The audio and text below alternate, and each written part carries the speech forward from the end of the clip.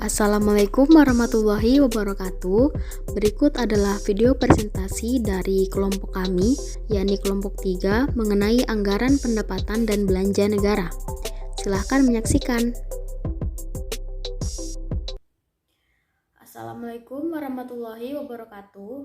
Perkenalkan, nama saya Miftol Adila dengan NIM 1996141014. Akan membawakan materi tentang proses dan tahapan APBN. Assalamualaikum warahmatullahi wabarakatuh. Perkenalkan, nama saya Anif Rastika dengan NIM 1996141009, nomor urut 9.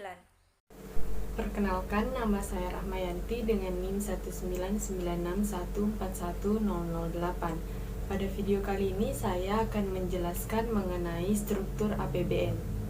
Perkenalkan, nama saya Nurusna dengan NIM 1996141002. Dalam video ini saya akan memaparkan materi tentang peran APBN. Perkenalkan, nama saya Nur Fauzia dengan NIM 1996141026. Saya akan menjelaskan tentang fungsi APBN. Assalamualaikum warahmatullahi wabarakatuh. Saya Siojor Gilete, NIM 18961420443. Saya Oktavia Eka Putri dengan NIM 1996140015 akan memaparkan tentang dasar hukum APBN. Dalam video ini saya akan menjelaskan mengenai konsep APBN, dimulai dengan pengertian APBN, di mana APBN atau Anggaran Pendapatan dan Belanja Negara adalah rencana keuangan tahunan pemerintah negara Indonesia yang disetujui oleh Dewan Perwakilan Rakyat. APBN berisi daftar sistematis yang terperinci yang memuat rencana penerimaan dan pengeluaran negara selama 1 tahun anggaran dari tanggal 1 Januari sampai tanggal 31 Desember, di mana APBN, perubahan APBN dan pertanggungjawaban APBN setiap tahun ditetapkan dengan undang-undang. Dalam Undang-Undang Nomor 17 Tahun 2003 menyebutkan bahwa yang dimaksud APBN meliputi 5 hal, yaitu yang pertama, APBN adalah rencana keuangan tahunan pemerintah negara yang disetujui oleh DPR. Kemudian yang kedua, APBN terdiri atas anggaran pendapatan, anggaran belanja dan pembiayaan. Yang ketiga, APBN meliputi masa 1 tahun, mulai dari tanggal 1 Januari sampai dengan tanggal 31 Desember. Yang keempat, APBN ditetapkan tiap tahun dengan undang-undang. Kemudian yang kelima, APBN mempunyai fungsi otorisasi, perencanaan, pengawasan, alokasi, distribusi, dan stabilisasi. Nah, sebelum disahkan, APBN ini bernama Rencana Anggaran Pendapatan dan Belanja Negara atau yang disingkat dengan RAPBN, di mana RAPBN ini selanjutnya dibahas bersama antara DPR dan perwakilan pemerintah. Ada beberapa siklus pembahasan APBN yang terbilang sangat panjang dan melibatkan banyak pihak. Selama pembahasan anggaran disusun rencana anggaran yang biasanya dibahas di tingkat komisi DPR dengan kementerian atau lembaga negara terkait yang jadi pengguna anggaran. Rencana-rencana anggaran tersebut kemudian akan disusun kembali oleh Kementerian Keuangan yang berperan sebagai bendahara negara, karena Kementerian Keuangan nantinya akan menyinkronkan semua rencana pengeluaran dengan target penerimaan seperti pajak dan penerimaan non-pajak seperti PNBP dan hibah. Kemudian konsep yang kedua yaitu mengenai tujuan penyusunan APBN, di mana yang pertama, APBN mempunyai tujuan untuk mengatur pendapatan dan pengeluaran negara agar peningkatan produksi dan kesempatan kerja serta peningkatan pertumbuhan ekonomi dapat tercapai sehingga kesejahteraan masyarakat dapat terwujudkan. Kemudian tujuan yang kedua yaitu tujuan penyusunan APBN adalah untuk menyesuaikan dengan asumsi dasar makro. Setelah melalui berbagai siklus tersebut, barulah RAPBN tersebut kemudian disahkan DPR menjadi APBN. Kemudian tujuan yang terakhir yaitu tujuan penyusunan APBN sebagai pedoman pendapatan dan pembelanjaan negara dalam melaksanakan tugas kenegaraan untuk meningkatkan produksi dan kesempatan kerja dalam rangka meningkatkan pertumbuhan ekonomi dan kemakmuran masyarakat. Mungkin cuman itu yang dapat saya sampaikan mengenai konsep APBN. Selanjutnya akan dilanjutkan oleh teman kelompok saya. Selanjutnya, dasar hukum APBN. Undang-Undang Dasar 1945 merupakan dasar hukum yang paling tinggi dalam struktur perundang-undangan di Indonesia. Oleh karena itu, pengaturan mengenai keuangan negara selalu didasarkan pada UUD 1945, khususnya dalam bab 8 Undang-Undang Dasar 1945 Amandemen 4 Pasal 23 mengatur tentang anggaran pendapatan dan belanja negara.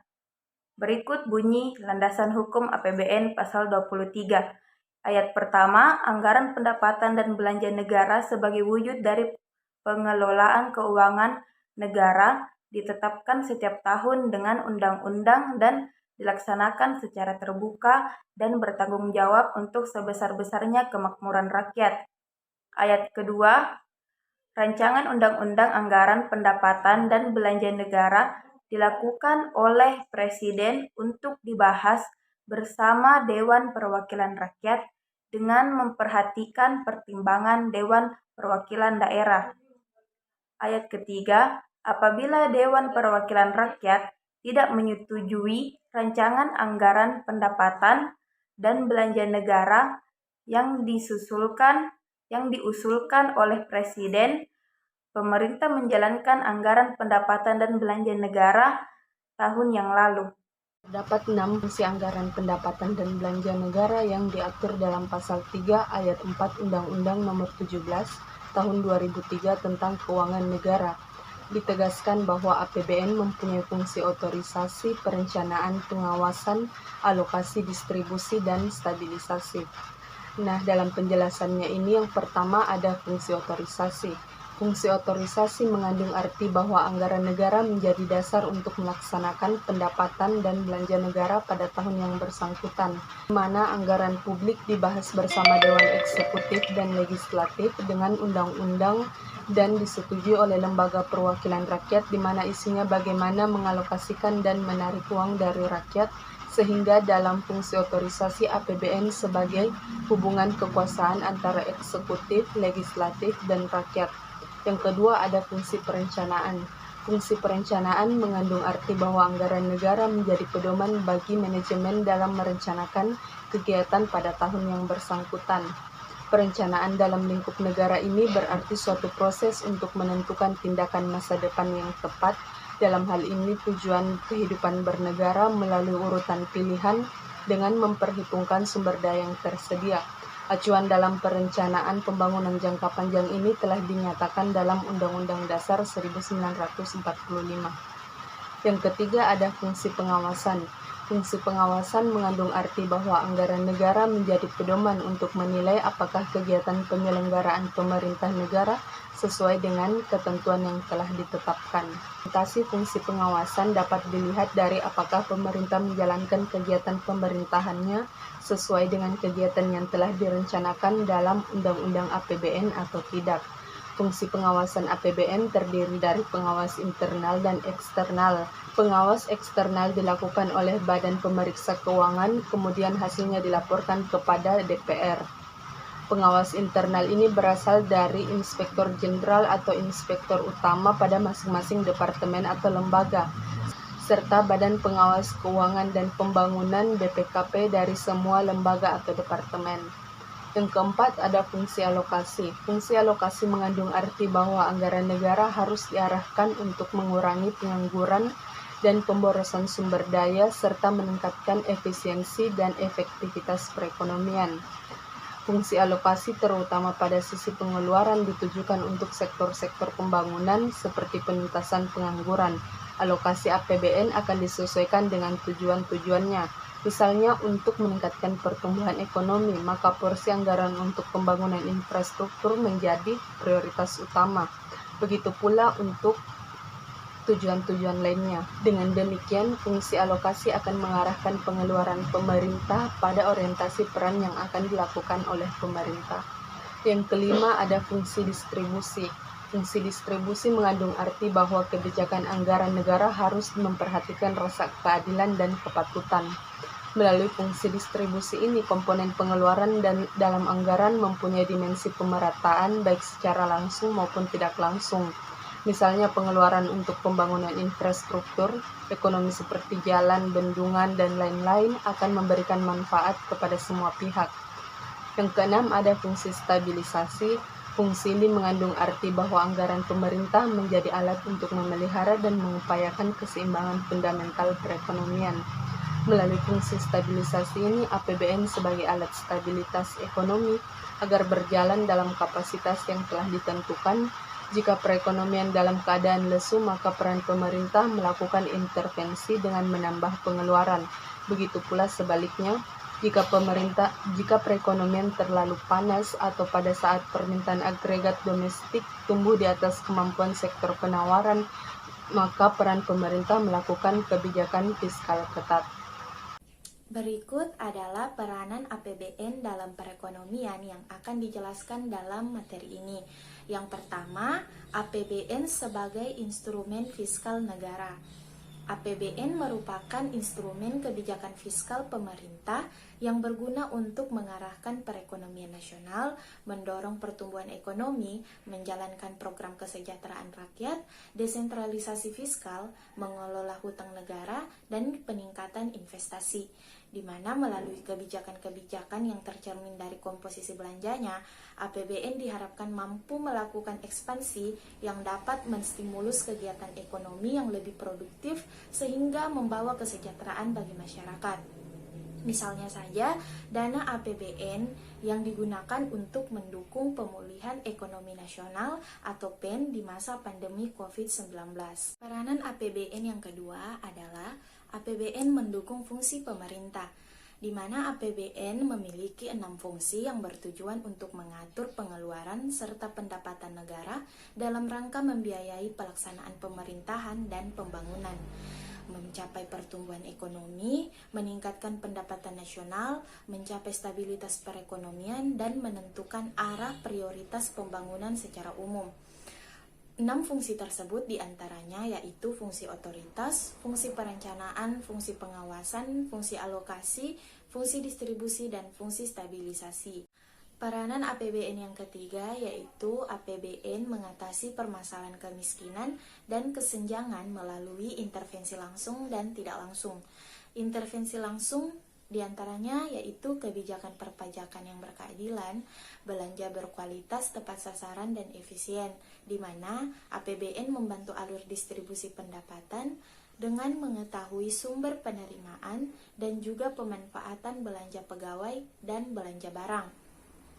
Selanjutnya, pendanaan pembangunan redistribusi pendapatan, perlindungan sosial, transfer ke daerah, di mana transfer ke daerah terdiri dari dana alokasi umum dan dana otonomi khusus, pengembangan usaha rakyat, dan infrastruktur dasar produktif. Dan berikutnya intervensi tidak langsung, diantaranya sebagai jangkar untuk menjaga stabilitas ekonomi, membangun institusi kuat, bersih, dan kredibel, serta mendukung stabilitas keamanan. Peran APBN yang keempat yaitu meningkatkan investasi pada masyarakat, karena hal tersebut mampu mengembangkan berbagai industri yang ada dalam negeri. Dan yang terakhir yaitu membuka banyak lapangan kerja, salah satunya melalui pembangunan proyek negara dan investasi negara, sehingga mampu membuka lapangan kerja baru dan mampu meningkatkan tingkat kesejahteraan rakyat. Baik, saya akan menjelaskan mengenai struktur APBN. Nah, di dalam struktur APBN terdapat 5 poin penting yang akan saya jelaskan. Nah, yang pertama yaitu pendapatan negara dan hibah. Berdasarkan pada Undang-Undang Nomor 17 Tahun 2003 pada pasal 1 ayat 13 yang menyatakan bahwa pendapatan negara adalah hak pemerintah pusat yang diakui sebagai penambah nilai kekayaan bersih. Pendapatan negara dan hibah ini terbagi lagi atas 3, diantaranya yang pertama yaitu penerimaan pajak. Target penerimaan pajak ditentukan oleh target inflasi serta beberapa kebijakan pemerintah terkait dengan perpajakan. Nah, seperti contohnya perubahan besaran pendapatan tidak kena pajak atau yang disingkat dengan PTKP, upaya ekstensifikasi peningkatan jumlah wajib pajak, dan lain-lainnya. Nah, penerimaan perpajakan untuk APBN ini biasanya melalui kepabean dan cukai, penerimaan pajak maupun hibah. Nah, pajak ini menjadi hal yang tidak dapat dipisahkan dari yang namanya APBN. Pasalnya, pajak memiliki kontribusi yang besar dalam pembentukan APBN tiap tahunnya. Penerimaan pajak ini terbilang merupakan yang paling besar ketimbang komponen-komponen yang lain yang terdapat pada APBN. Nah, selanjutnya yang kedua yaitu penerimaan negara bukan pajak atau PNBP. Penerimaan negara bukan pajak berasal dari penerimaan sumber daya alam dan gas bumi atau yang disingkat SDA migas, penerimaan sumber daya alam non minyak bumi dan gas bumi atau yang disingkat dengan SDA non migas. Nah, pendapatan bumi bagian laba BUMN, pendapatan laba BUMN, perbankan, dan lain-lain. Selanjutnya yaitu hibah. Penerimaan hibah ini merupakan penerimaan negara yang berupa bantuan hibah dan atau sumbangan dari dalam maupun luar negeri. Nah, baik itu swasta maupun pemerintah yang menjadi hak pemerintah itu sendiri. Kedua, yaitu belanja negara. Berdasarkan pada Undang-Undang Nomor 17 Tahun 2003 Pasal 1 Ayat 14 yang menyatakan bahwa belanja negara merupakan kewajiban pemerintah pusat yang diakui sebagai suatu pengurang nilai kekayaan bersih. Belanja negara ini dapat dipergunakan untuk penyelenggaraan tugas pemerintah pusat serta menjadi pelaksana perimbangan keuangan antara pemerintah pusat dan daerah. Selanjutnya, belanja negara ini terbagi atas dua. Yang pertama yaitu belanja pemerintah pusat dan transfer ke daerah. Belanja pemerintah pusat ini merupakan belanja yang dipergunakan untuk membiayai suatu kegiatan pembangunan dari pemerintah pusat. Nah, baik pelaksanaannya yang dilaksanakan di pusat maupun di suatu daerah. Yang kedua yaitu transfer ke daerah atau belanja daerah. Belanja daerah ini merupakan belanja yang dibagikan ke pemerintah daerah yang lalu kemudian masuk ke dalam pendapatan APBD daerah yang bersangkutan. Hal tersebut bertujuan untuk mendanai kebutuhan daerah dalam rangka pelaksanaan desentralisasi. Poin ketiga, keseimbangan. Keseimbangan ini terbagi atas dua, yaitu keseimbangan primer dan keseimbangan umum. Di mana keseimbangan primer ini merupakan total penerimaan dikurangi dengan total belanja, akan tetapi tidak termasuk pembayaran bunga utang, dalam artian di luar pembayaran bunga utang. Di mana jika keseimbangan primer ini kurang atau sama dengan 0, maka bunga utang dibayar dari pembiayaan. Akan tetapi jika keseimbangan primer lebih dari 0, maka bunga utang dapat dibayar di luar dari bukan pembiayaan itu sendiri. Sedangkan keseimbangan umum merupakan total penerimaan dikurangi dengan total pengeluaran termasuk pembayaran bunga utang atau sudah masuk pembayaran bunga utang. Nah, yang selanjutnya keempat, surplus dan defisit anggaran merupakan selisih antara penerimaan dan pengeluaran. Jika selisih yang dihasilkan itu positif, maka terjadi surplus anggaran. Sebaliknya, jika selisih yang dihasilkan negatif, maka terjadi defisit anggaran, di mana keadaan tersebut berarti sudah tidak tersedia lagi dana untuk membayar bunga utang. Sehingga dengan kata lain, sebagian atau seluruh bunga utang dibayar dengan cara penambahan utang baru. Nah, yang terakhir yaitu pembiayaan. Pembiayaan adalah setiap penerimaan yang diperlukan untuk dibayar kembali dan atau pengeluaran yang akan diterima kembali, baik pada tahun anggaran yang bersangkutan maupun tahun-tahun berikutnya.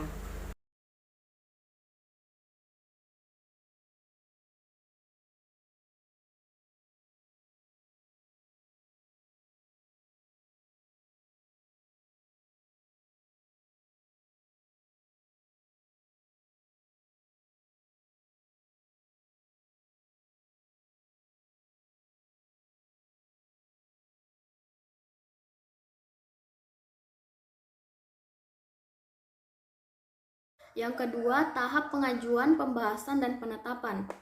Tahapan ini dimulai dengan pidato Presiden sebagai pengantar RUU APBN dan Nota Keuangan.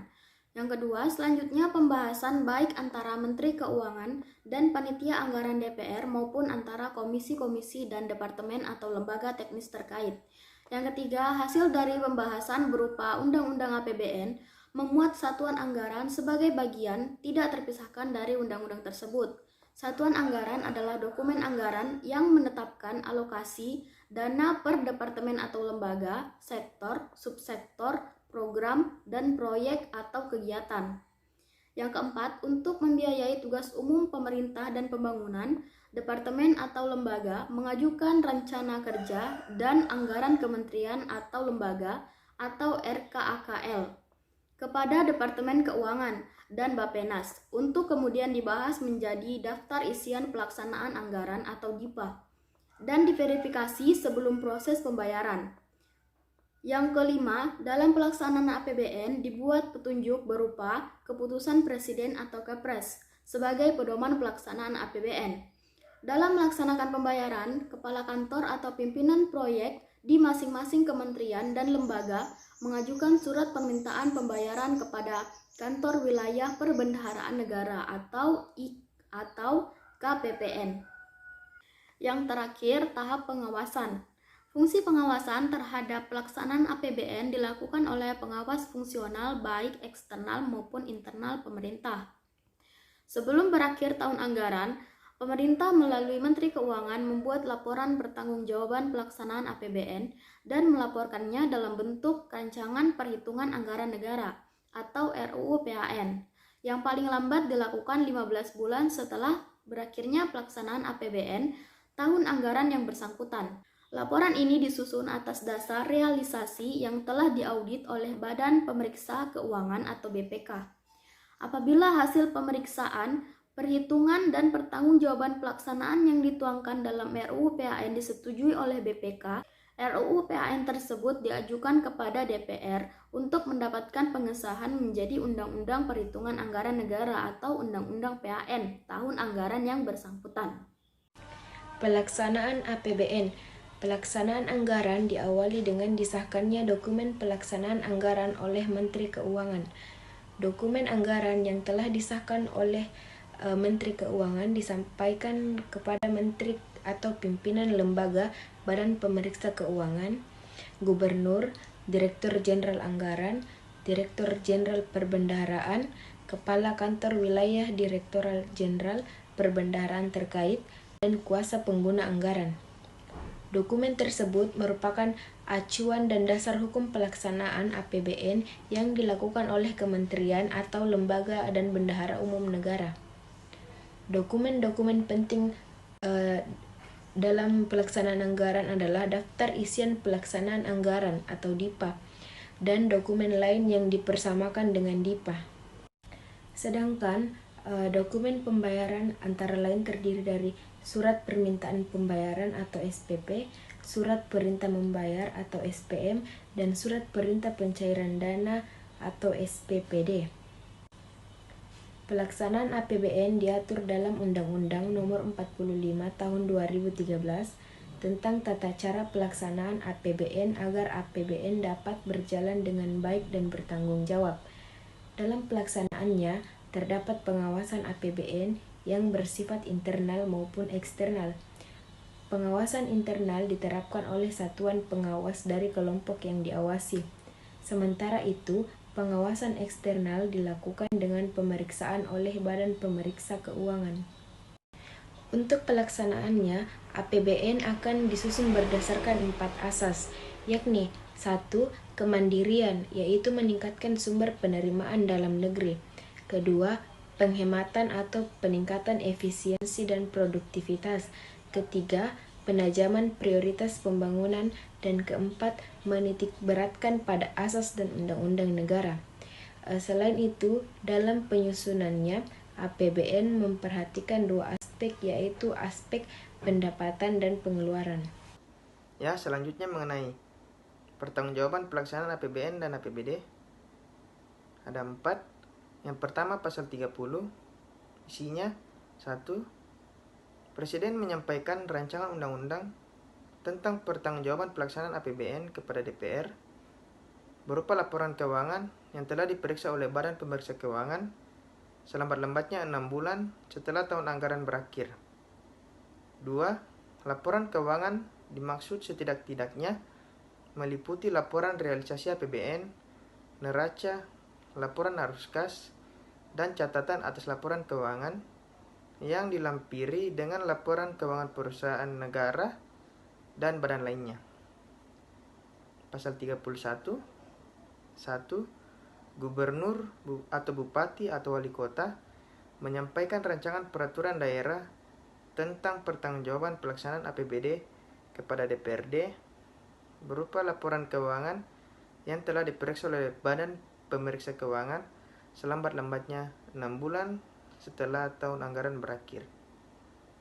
Kedua, laporan keuangan dimaksud setidak-tidaknya meliputi laporan realisasi APBD, neraca, laporan arus kas, dan catatan atas laporan keuangan yang dilampiri dengan laporan keuangan perusahaan daerah.